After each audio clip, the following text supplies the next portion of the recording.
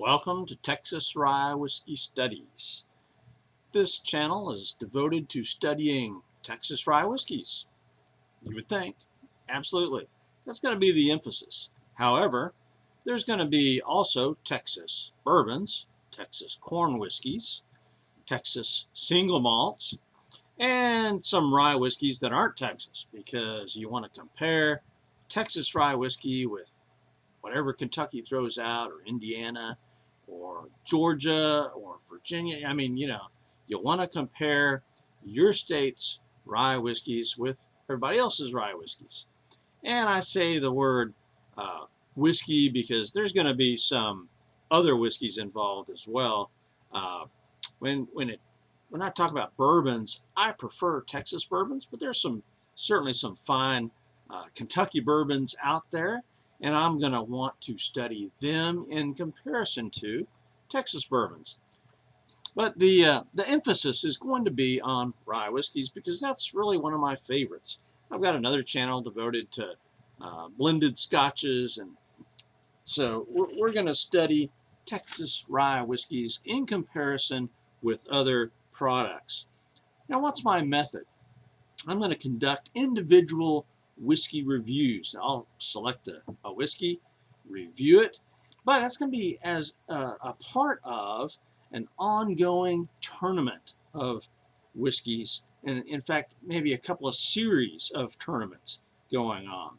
The reviews, I'm going to study the history of the distillery, the name brand of that particular whiskey.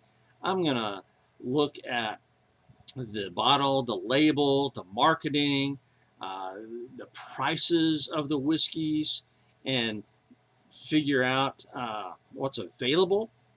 We will look for the composition of the whiskey. If we can find a mash bill for it, great. What's the proof? Where's the whiskey made from, and how does that affect the flavor of the whiskey? Because a Kentucky rye is not going to be the same as a Texas rye. And even within Texas, there's different styles of making rye whiskeys. Temperature is the rickhouse climate controlled or partly climate controlled? Do they alternate that? So we'll look at the composition of those whiskeys. We're going to evaluate the appearance of the bottle, the label. I've got Still Austin here. This is an example. They use a local artist there in Austin to make their labels, and I think that's just cool. I mean, that's awesome. Still Austin has some of the best products around and some of the best bottles and label around.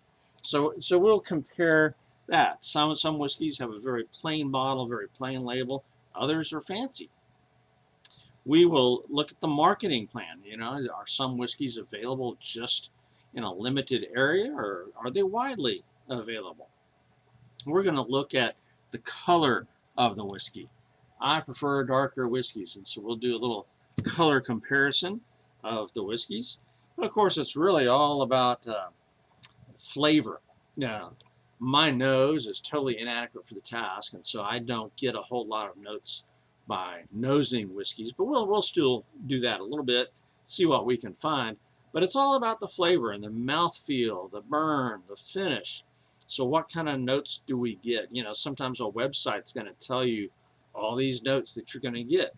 Do you actually get those notes? Does anybody get those notes? I don't know. It may be different from me and from you.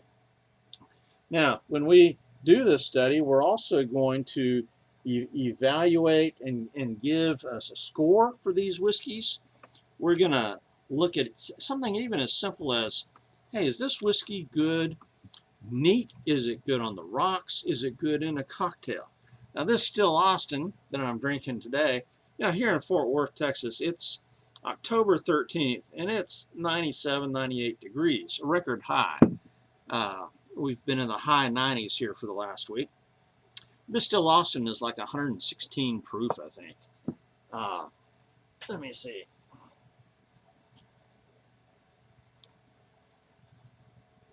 Yeah, 116 proof.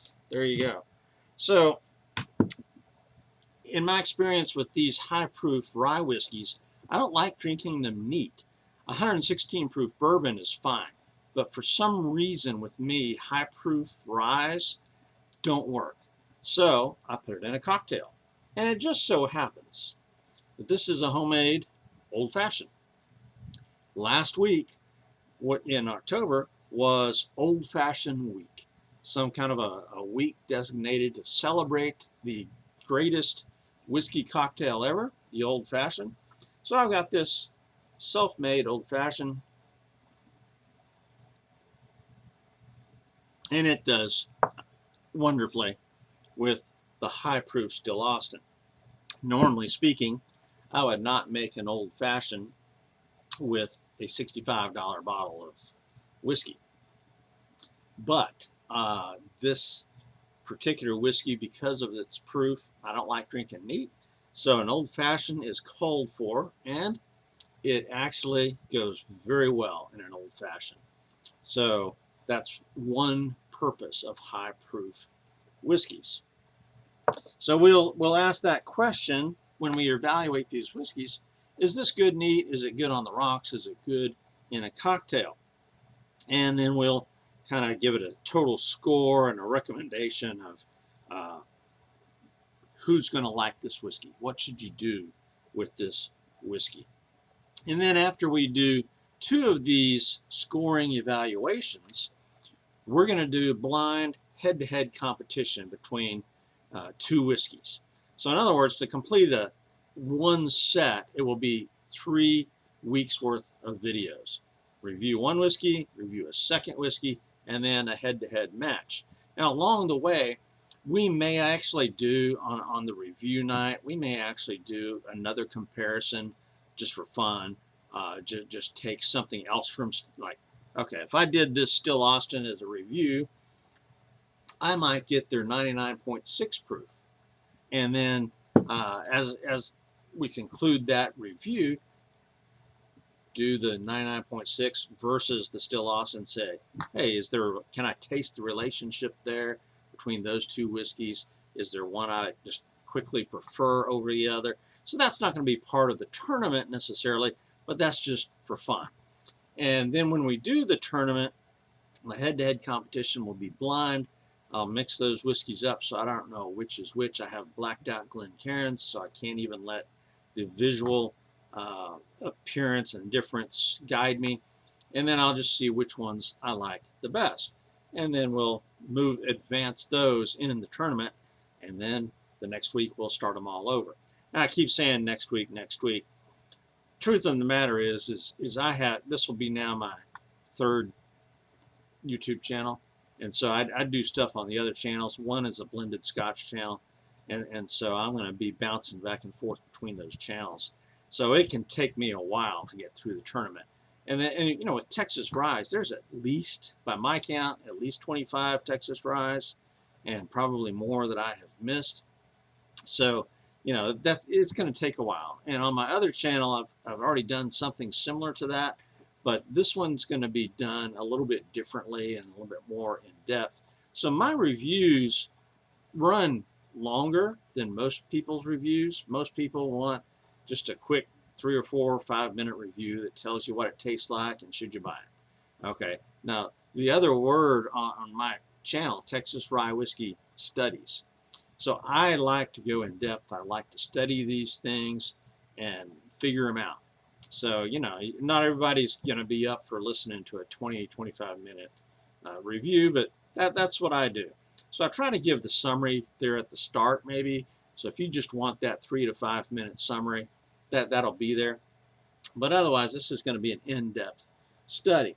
And, you know, the recommendations, I'll try to tailor those to the various uses of these whiskeys.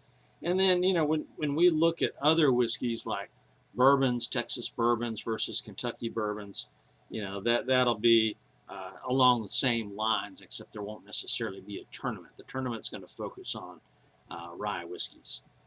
So this is the introduction to a new channel, and there's thousands of whiskey channels. I get it.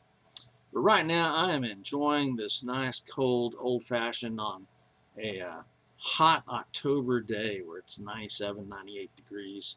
Second summer here in Texas. So that's it as an introduction to Texas Rye Whiskey Studies. This is Stab the Dragon, out here.